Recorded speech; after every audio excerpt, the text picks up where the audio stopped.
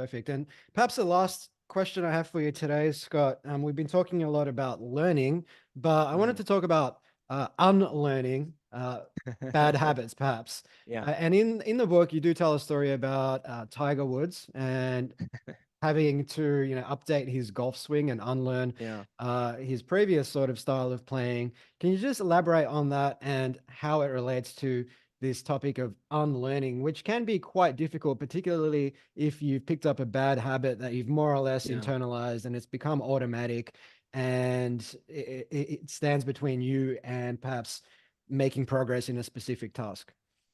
Yeah, I mean, this is sort of the real dilemma, I think, especially for well-developed skills, is that you've mastered something, it's very automatic, it's very entrenched, and maybe there's a better way of doing it. Maybe you know there's a better way of doing it. But to learn the better way of doing it, not only do you have to like start learning that skill from scratch again, you have to learn it to enough fluency that it can actually like override what you've already learned, the other way you've already learned to do it.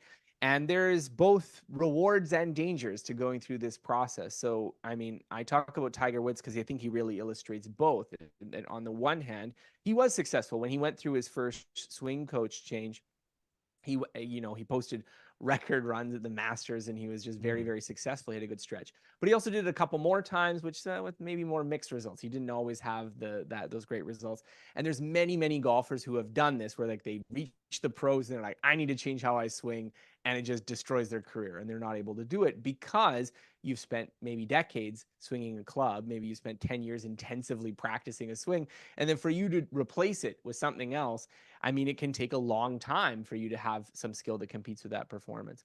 And so this is particularly true for this kind of like well-honed repetitive skills, but I think it applies in a broader way too. I mean, every time when we're pursuing a career, we always have this sort of trade-off of like, do I go with what I'm good at? Do I go with what I know? Or do I sort of climb back down to the beginner and start learning again?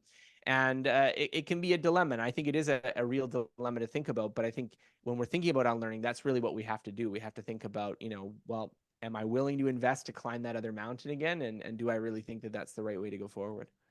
That makes sense.